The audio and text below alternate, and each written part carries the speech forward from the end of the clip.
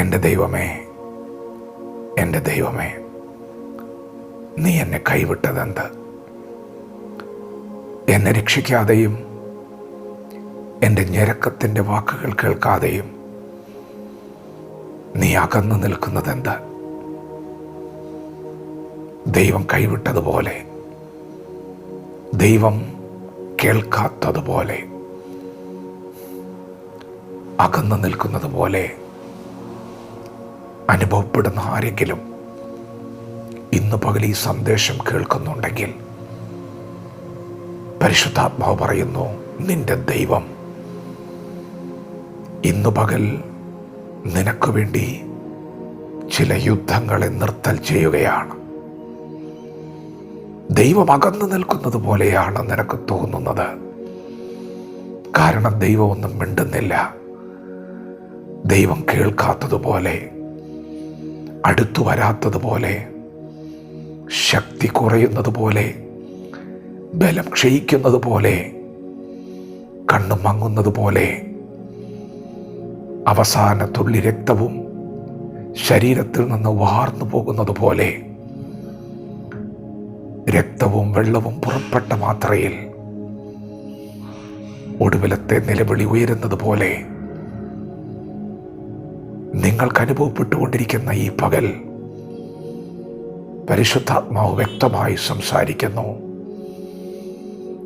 അവൻ വില്ലൊടിച്ച് കുന്തം മുറിച്ച് രഥങ്ങളെ ഇന്നു പകൽ തീയിലിട്ട് ചുട്ടുകളയുകയാണ്.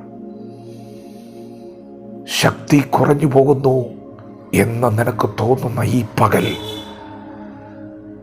ദൈവം ചില വില്ലുകൾ ഒടിക്കുകയാണ്. നിനക്കെതിരെ ഉണ്ടാക്കുന്ന ചില ആയുധങ്ങളെ അവൻ ഇന്ന് പകൽ ഒടിക്കുകയാണ്. നിങ്ങൾക്ക് അങ്ങനെ തോന്നുന്നുണ്ടെങ്കിൽ, യേശു കർത്താവിൻ്റെ ഒടുവിലത്തെ സമയം യേശുവിന് പോലും അങ്ങനെ തോന്നി. ഭാരമേറുന്നത് പോലെ, ബലം ക്ഷയിക്കുന്നത് പോലെ,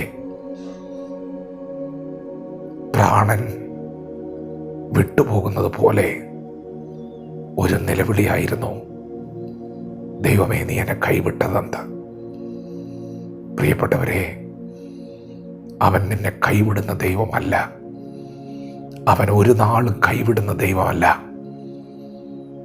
ഇന്നു പകൽ ദൈവം നിനക്ക് വേണ്ടി ചില യുദ്ധങ്ങൾ നിർത്തൽ ചെയ്യുകയാണ്. ലോകം കാണുന്നത് നിനക്ക് ശക്തി കുറഞ്ഞു വരുന്നതാണ്. ലോകം കാണുന്നത് നിന്റെ മുഖം വാടിയിരിക്കുന്നതാണ്, നിന്റെ ബലം കുറയുന്നതാണ്. എന്നാൽ ഇന്ന് പകൽ പരിശുദ്ധാത്മാവ് ചിലത് കാണുകയാണ്. നീ എവിടെയാണോ ശക്തി കുറഞ്ഞവനായി തളർന്നു വീണത്, അവിടെ തന്നെ അത്യന്ത ശക്തിയോടെ ദൈവം നിന്നെ എഴുന്നേൽപ്പിക്കുന്നു.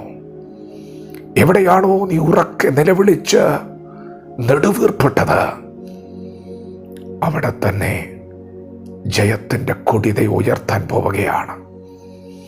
പ്രിയപ്പെട്ടവരെ, ഈ ദൈവം ഇന്നലെയും ഇന്നും എന്നേക്കും അനന്യനാണ്.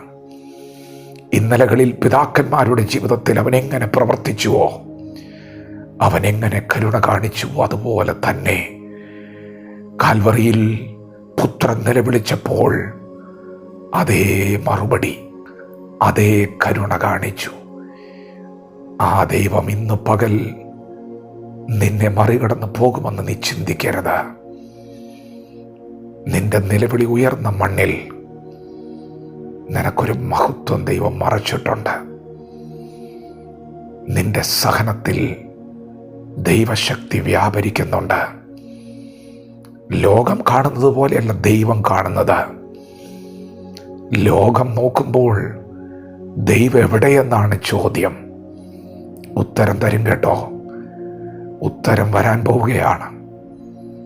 നിന്റെ മണ്ണിൽ തന്നെ നീ അത് കാണും. നീ കരഞ്ഞിടത്ത് തന്നെ നീ അത് കാണും. വിശ്വസിച്ച് വചനത്തോട് പ്രതികരിക്കുക. ദൈവം നമ്മെ ഓരോരുത്തരെയും പകൽ അനുഗ്രഹിക്കുമാറാകട്ടെ.